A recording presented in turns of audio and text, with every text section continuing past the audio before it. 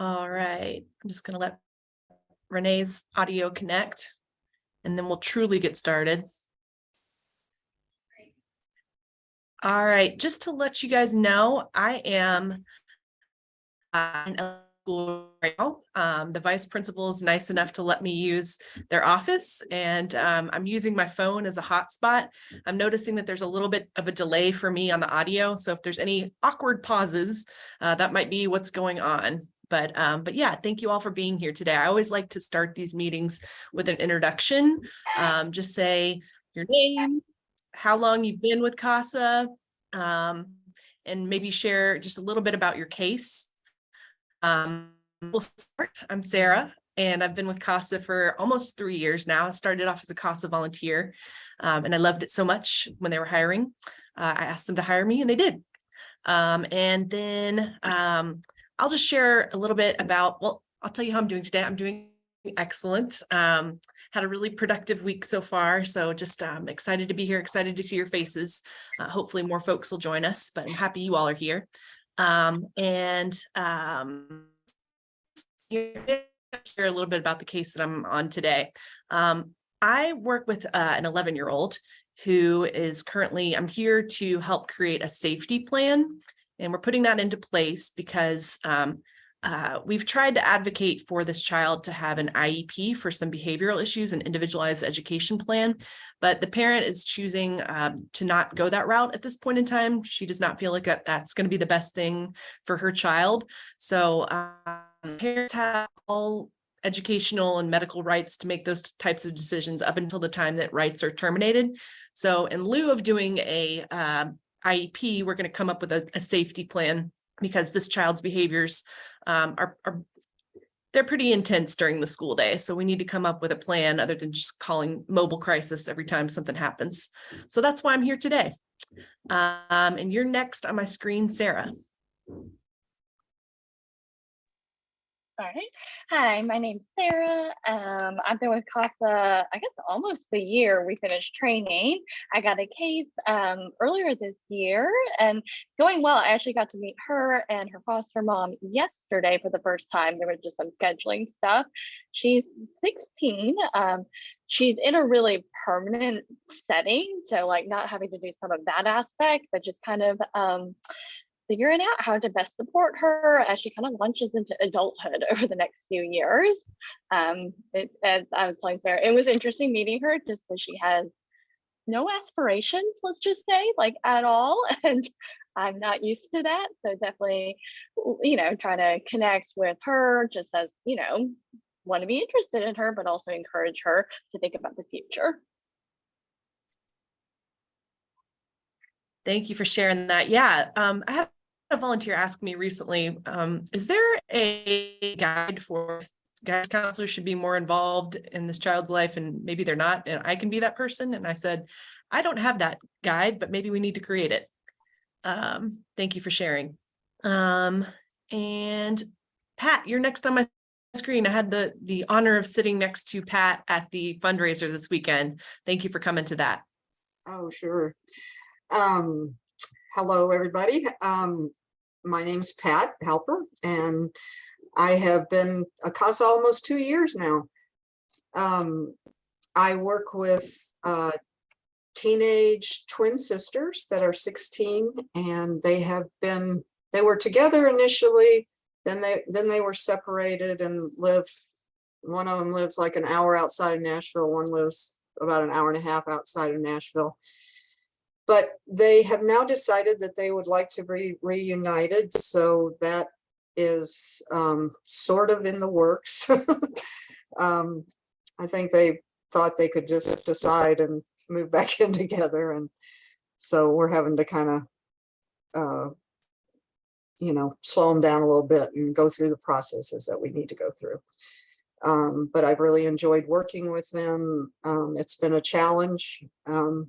For a few different reasons, but I'm really glad that because there was a point at which one didn't want to live with the other one again, and so it's nice that they've come to a place where they do want to be together, and it seems like a good way for them to be able to finish out high school. with each other. And so that's about it. Thanks, Pat. Yeah, I've been talking a lot with volunteers this week about helping with expectation management that way, and just how long time can seem when you are a child, and just helping them navigate the process and just saying, okay, I hear you. This is what you want. Let's talk about how we can get you there and what that's going to look like. So yeah, thank you for sharing about that. The next person on my screen, Kim. Hello, I am doing babysitting duties right now. That's why my screen isn't on. But I am Kimberly Webb. I've been a CASA volunteer for 12 or 13 years. I can't remember right now. I am a peer advocate also. I've recently relocated to Shelby County, which is West Tennessee, Memphis area. And now I am overseeing our residential kids that have moved to residential from Davidson County to West Tennessee.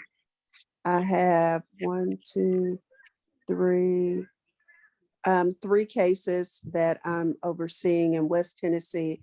I have one case of my own that I've been on for 6 years now, a long time. And that's it about me. So I have 4 cases altogether.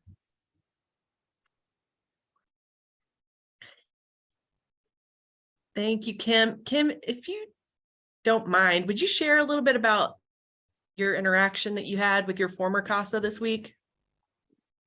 Okay, I was a volunteer for a young lady back in 2013, 2014, and she exited to Ken with family in South Carolina.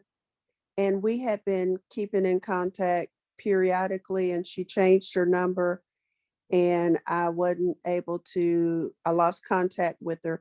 And she reached out to me earlier this week. And it was Tuesday, I think it was Monday or Tuesday. And she said she was just thinking about me. And I was so excited. I said, "Oh, you remembered me." She was like, "Miss Webb, I'll never forget you." And that was the encouragement that I needed, because I'm going through with my current case, and I'm like, wow. So she's doing well now. She has 4 children. She sent me pictures of the children, and she's working for the state of South Carolina in mental health. So just to let you know, we do make a difference in kids' lives. And when we think we're not making an impact in their life, we really are. And it's gratifying to see 10 years later that she still remembers me and still is keeping in touch. And she told me when she comes back to Nashville, she's going to let me know. Hopefully I can drive up and see her. So keep doing the work. It pays off. Even if you can't see the results right now, it's gratifying to know later on that they do remember you and the impact that you made in their lives. Awesome. Thank you, Kim. I just thought that was so cool. Appreciate you sharing. So on my screen, welcome, Claudia. We are sharing our names, a little bit about how long we've been with CASA, and a little bit about our current case. Hi, my name is Claudia Humphrey Henry. I'm glad to join you guys. So that's my name. How long I've been with CASA? I've been with CASA for over a decade. I'm not sure if this is my 11th year or my 12th year. But anywho, my current case, what do I want to share? our current case is, it's a little, so it's a little bit tricky. What I say by that is, we're headed to a TPR. So right now we're in hearings just to, I guess, re-adjudicate or adjudicate the actual findings of severe abuse. So I've gotten the chance to, I should start off, should have led with, I was not the original CASA on the case. This was a takeover. This was a case that I inherited. So there was some work that had already been done. Unfortunately, my children have been in custody for 2 years. The TPR trial is on the books. I am, like I said, we went to trial recently, and we're adjudicating what actually happened and where the fault lies. I think that's the point of it. I'm not really sure, but the father is already pled guilty to a lesser charge and is serving time for the offense. The interesting in the fact that the child, due to the physical abuse, has severe medical needs from that. And so this is something I've never had to do, is I've never had a medically fragile child. I've had a child with special needs, but never a medically fragile child. And so advocating for a procedure that she needs, which is a surgical procedure, is interesting. So let's see. And then the other part of my case that's weird is I have a parent who clearly wants one of her children and not the other one, for whatever her reasons are, even though the medically fragile child, she really probably can't care for with her and just her lifestyle.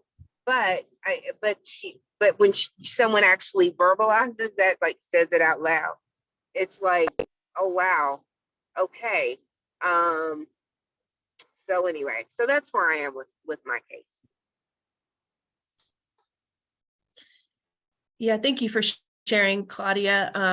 One issue that I've seen a few times over the last few years I've been doing this is that DCS or hospitals will require a child to be in a permanent setting before they'll need necessary procedures. And so that can be really frustrating and something that we try to and that actually leads me to Renee, who's dealt with one of those cases. So Renee, you want to share?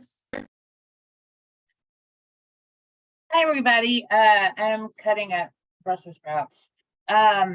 Yeah, I had what do we call it, Sarah? We recently had a TPR, but technically I'm still monitoring the case just because my kids on my case were pre-adoptive, and we want to make sure that the adoption pans out and they get permanently settled in their home. But I've been with this case since September 2020.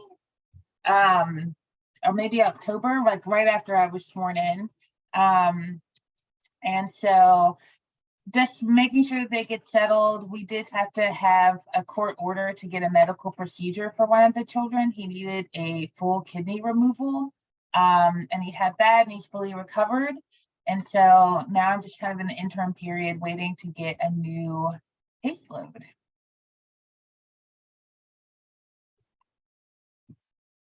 Thank you, Renee. Yeah, we do stay with cases after the TPR happens all the way up until they are adopted or some permanency has legally been achieved, because things can go awry after TPR. It's not necessarily smooth sailing up until adoption. All right. Is that everybody? Am I missing anyone? Hey, Sarah, it's Paul. Hey. Oh, sorry. Go ahead, Paul. Yeah. I have been, before I was a CASA, I was on the board of National CASA for 6 years, from like 2010 through 2015 or 16. And then I became a CASA in 2018. So that's 5 years ago. Right now I have 2 cases kind I guess similar to Pat, they're twin boys, but they're in different foster homes.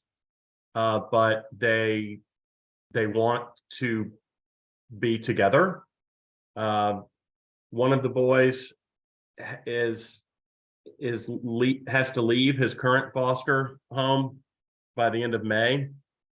So we're trying to find him another foster family. But then again, at some point, like I said, the boys want to be together. So I'm constantly trying to like remind everybody of that. I don't know if I need to remind everyone, but you know, when we have meetings and whatnot, you know, keeping that top of mind. But that's what's going on. You need reminding people. Thank you for continuing to do that. That's part of our job. We are reminderers. So so yes, luckily they have a guardian ad litem who's very much of the mind that they need to be together, but that's not always the case. So yeah, when at all possible, we should always be advocating and reminding the team that siblings need to stay together when it's possible and safe. So thank you for that. So our meeting where I open it up to the floor. If folks have issues with their case they want to talk about, wondering about your case, anything you all want to talk about, this is your time.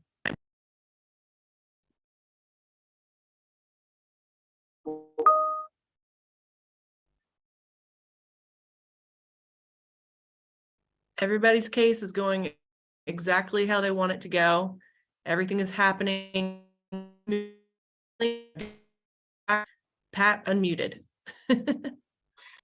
I was just going to ask, is there any reason for, like, when one of the girls moves to the other home, for her not to maintain a relationship with the foster parent, her former foster parent, to the extent that she wants to, obviously, but there's no, I don't know, sometimes I hear about a rule I didn't know about, and I just wanted to make sure that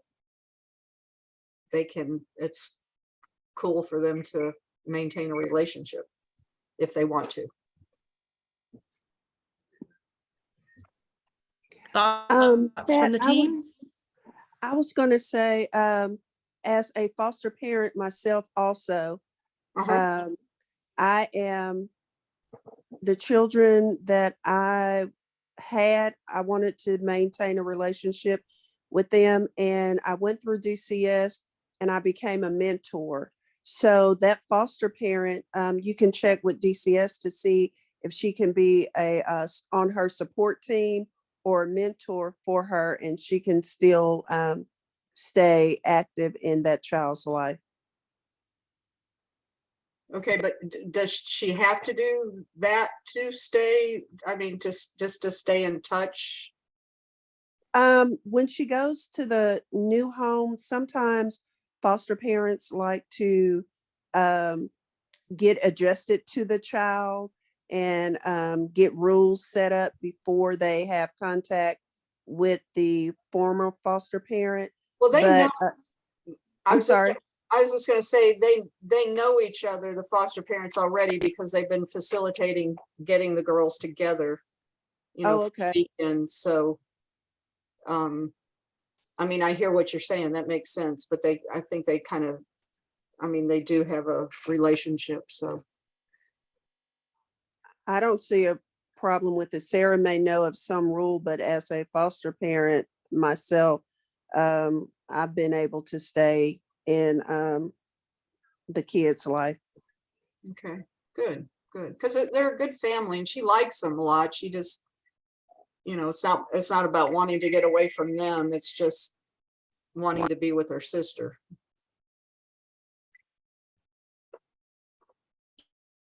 Yeah, I think what Kim said makes sense, about wanting to, you know, get off to a good start and have certain things in place.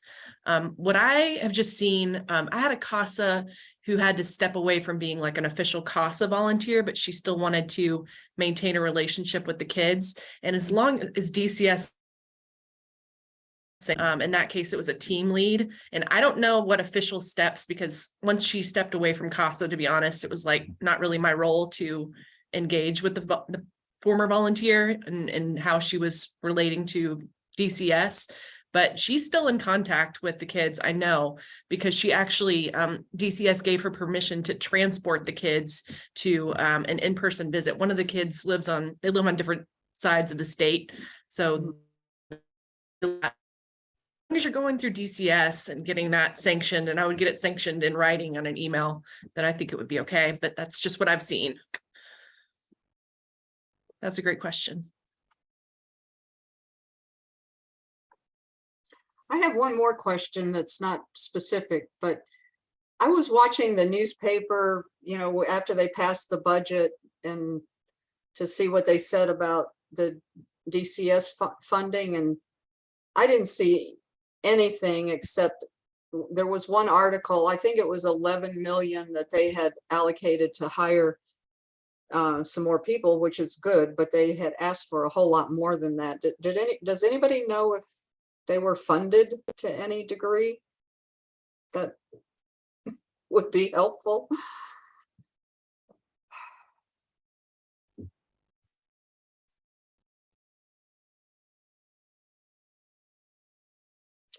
I can't really speak to that, but what I've heard from just from FSWs that I've talked to is that they gave them a pay hike a couple of months ago, and they're letting them train for much longer periods of time, for about 6 months before they take on a caseload. We just had one who completed her 6-month training and then quit the next day. But yeah, so that's just what I've heard. That's just word of mouth. You know, actually, I think the $11 million might have been for pay increases instead of, but anyway, I hope they did something. Yeah, even with the pay increases, they just are having trouble recruiting people. They have all these vacancies and they can't fill them.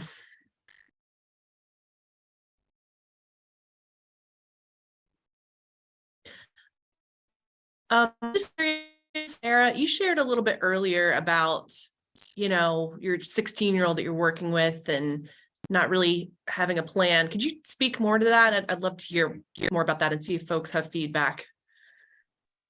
Yeah, absolutely. So she did just turn 16 back in February, but when I met her yesterday, she was very clear that she hates school, like used that word several times, finds it a complete waste of time. I didn't want to come in and be like, you know, oh, you need to do this X, Y, Z. So I just let her talk mostly the whole time. But yeah, she's not planning on getting her like high school diploma. She thinks maybe she'll get her GED when she's 19 or 20. It's just she wasn't even interested in thinking about like getting a job this summer, which she could probably still get a part-time job this summer because she is 16.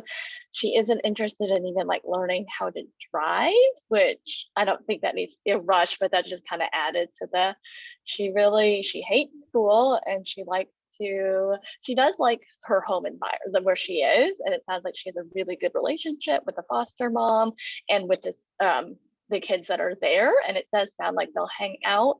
But she says she loves TikTok and Fortnite, which are two things I'm just not very familiar with in general, and so it's different. Gonna have to brush up on some of those things. Gotcha. But yeah, I think it was just I think that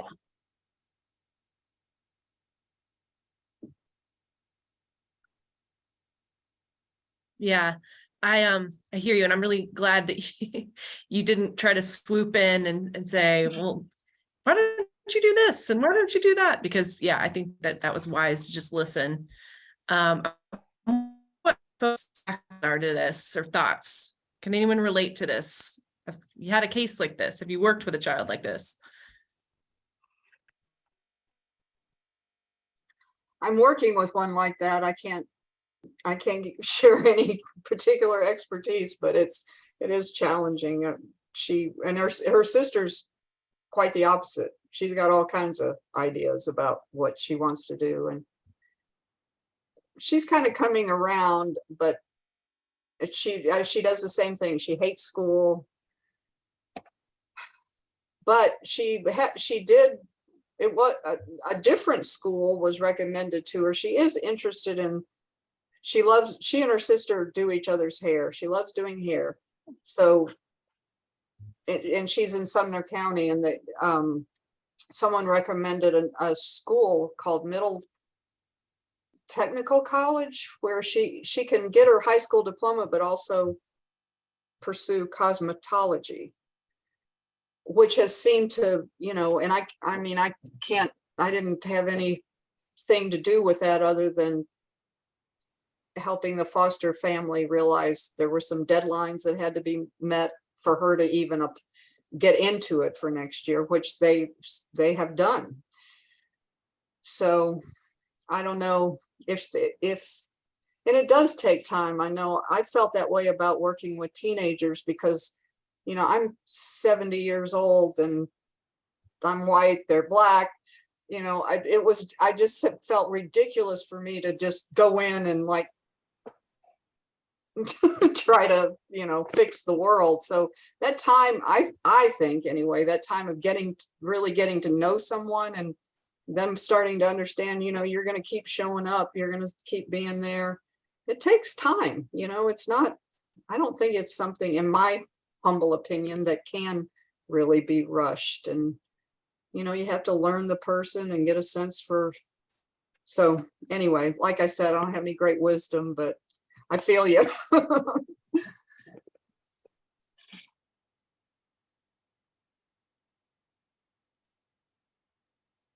Thank you for sharing that. Yeah, I don't know how you create intrinsic motivation and keep that out. I'll be rich and famous, but yeah, keep showing up. We'll keep talking, finding out what her interests are, what could create motivation. Juliana, our CEO, does a presentation on developmental assets. That's really good, and thinking about how to capitalize on strengths. Kim has a raised hand. I'll share that though with you. I was wondering, are the 16-year-olds that are the 16-year-olds that everyone has, do they have their ID, a photo ID yet? My 16-year-old just got hers, and that's what I was working on, just first getting her an ID, and just wondered, does everyone have their IDs? Mine do, yeah. I don't know, but I will write it down and check on that. Are your kids, is she, I'm sorry, he or she, I've been with DCS, or are they contracted out to another agency? Like mine are with youth villages. And youth villages, we haven't, I think it's a little early to connect with them, but they seem to have a lot of really good stuff for preparing, starting when they're 17, or, life beyond high school and all that. Yeah, my 16-year-old is with youth villages also.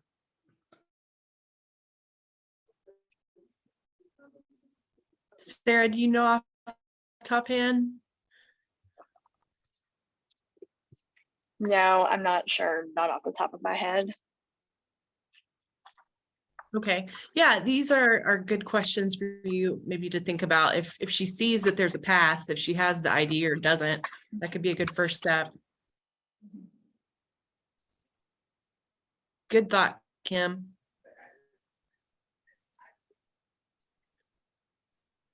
All right, other folks want to share about anything, questions you're having, concerns? If you want to just vent.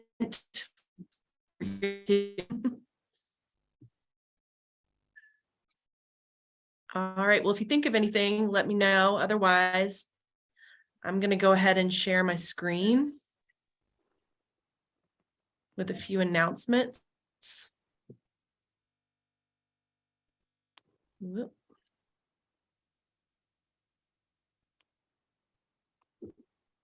There we go. All right. We recently with the Tennessee Alliance for Children, and we are working on becoming a partner agency. Basically, they create partnerships with youth serving organizations, and they try to provide resources, education, training. And one of my big takeaways from that lunch and learn is that they are very willing to provide funding for children's needs if those are barriers for reunification and permanency. So some examples are clothing, pack and plays. I asked if they were like, what are your barriers? How can we help? And I said, sometimes transportation is a barrier. Had to get a family to do an in-person intake for family therapy, and they just couldn't get there. And they said, well, we would have, helped hiring like Uber or Lyft to help make that happen. So we're working on, like I said, becoming a more official partner, but they said in the meantime, just let us know. And we said, what's something that you wouldn't fund? And they said, to date, we have not turned down any request from the Department of Children's Services. So yeah, I thought that was good to know about. If there is something that you're noticing that is a need, just let me know at this point while we're kind of working on our referral process. But I thought that was very cool. And that kind of got the sense that they were underutilized by DCS. Go ahead, Pat. Oh, I didn't mean to interrupt you. I just. Go ahead. Well, one of the girl that I was talking about that was going to go to this other school, at the public high schools, they provide a laptop if you need one, but they don't at this school, and she needs a laptop. And she was asking me and her therapist to buy her one. I just told her I couldn't do that, but Fish sandwich. Let me do catfish. Catfish, Yeah, can I have it fried well? Claudia? fried hard. Yeah. Claudia's eating good. she muted now. Yeah, I got her on mute. So yeah, so all they can do is say no. The first, go ahead. I'm sorry, you're cutting in and out sometimes, and I didn't mean to talk on top of you. Pardon me. Oh no, it doesn't feel like you're interrupting at all. I realize that we have a bad connection, and even if you were interrupting me, that's great. Sometimes I just talk and talk, so I want you to be able to ask questions. So if I'm not paying attention to you, use the little hand thing that came and come back. So it doesn't feel interrupty. I realize our connection is not so awesome. So, but yeah, we can definitely ask. I think that the first step would be to try to go through DCS, and then when inevitably DCS says no, then we can say, oh, okay, DCS said no, and we'll have proof of that. And then we can do the ask. Okay. Does that make sense? Mm-hmm. Thank you. Okay, great. Any other questions about this? Yeah, I'm wondering if just DCS doesn't have time to make these requests, and that's why they're not doing it. But yeah, I got the sense that it was underutilized. All right, so just a reminder, this is something that I just totally forgot about. This won't be front of your mind if you don't have a Starfish case, but Project Starfish is our program with kids who are considered dual status. If you have had a history of dependence and neglect, and you've picked up juvenile charges, we're serving those kids now. And when they have court dates, they don't necessarily have to appear at court if they have not violated their probation. The probation officer will just provide a report to the magistrate. And I didn't realize that we still have to, as CASA, we have to submit a court report every time that there's a court date. I was under the impression that we just had to do that when the kids violated. It's once a month we actually have to present this report. So just moving forward, we're all learning here, including me. That is something that we have to do. And I'm going to email this PowerPoint to you guys today after this meeting. And if you click here, there's the link. It's just a little bit different than our standard court reports. It's actually easier. So So just a reminder about our summit that's coming up on and feels forever away, but it will sneak up on you if you don't plan for it. So please do put it on your calendar if you've not done so already. It's an expectation that CASAs do attend that day-long event. So again, please do put it on your calendar. A few other reminders. We have another training coming up for youth mental health first aid. And there's a registration deadline for, it's already come and gone. So never mind. Those they have them on a really regular basis. So just follow the website and they can let you know when those are offered, and I'll let you know too. Reminders. If you are wondering, I haven't been to court in a while. Do I have court for my case? You can always call the juvenile clerk at this number and just make sure you have the child's date of birth handy, and they can always let you know. And they can let you know if there's foster care review board, if there's plan of care or permanency plan, if motion. You can just call and they can let you know the date, the time, and which courtroom it's in. Foster care review boards, we are doing those in person. I highly recommend that in the days leading up to your foster care review board meeting, you connect with the FSW, the foster family, to make sure that they know about it and that it's actually happening. And just ask them, can we confirm that this is happening? Who's responsibility to transport them? Sometimes foster parents are nice and will do it for them. But don't waste your time by showing up for something that no one has prepared for. I'm also finding, and this is a new policy, that if the plan of care is not up to date, they're rescheduling the foster care review boards. I've had 2 or 3 recently where they've done that, which seems counterintuitive, because if it's overdue for the plan of care, you would think that you would want more eyes on the case, but that's the way they're doing it. I'm not sure why they changed that policy. So, you know, all those things are aligning for the meeting to actually happen, and you're not wasting your time.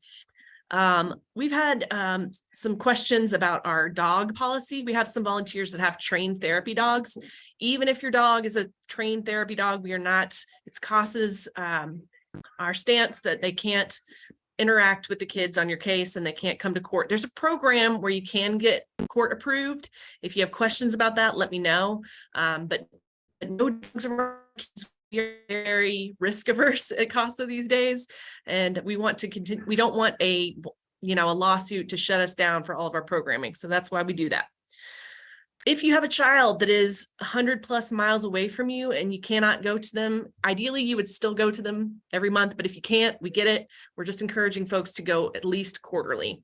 And if you can't, do the month to month, do a Zoom, do some kind of screen share that so that they're laying you in the ways that we can, and vice versa. I'm going really fast, I know. My last slide is who wants a new case? If you feel like you have the capacity to take more than one case, please reach out to me and let me know. Strangely, we have not, our referrals are coming down, and that's a good thing. To CASA, we just haven't gotten as many as we like, but we do get, we have restaffs that we need people to take on, and we are getting referrals all the time. And if you are willing and able to take a new case, let me know so that I can be thinking about you. We do our staffing meetings every couple of weeks. And if I know that you're available, that way when I'm hearing about these cases, I can have you in mind. So just let me know. Some of you are not allowed to take on new cases if you're on so many right now and you know who you are, but some of you can. So just let me know. And that's all I've got. Please do go into Optima. And I know we were short today, but I promised you an hour long. So go ahead and put an hour of continuing education into Optima to go towards your 12 required annually. And do you all have any questions for me? Concerns? Questions about anything that we shared about today? All right, well, I'm going to give you 18 minutes back, and thank you all for coming so much. I'll email this PowerPoint and thank you all who shared and showed up. Thank you. Have a great day. Thank you. Bye.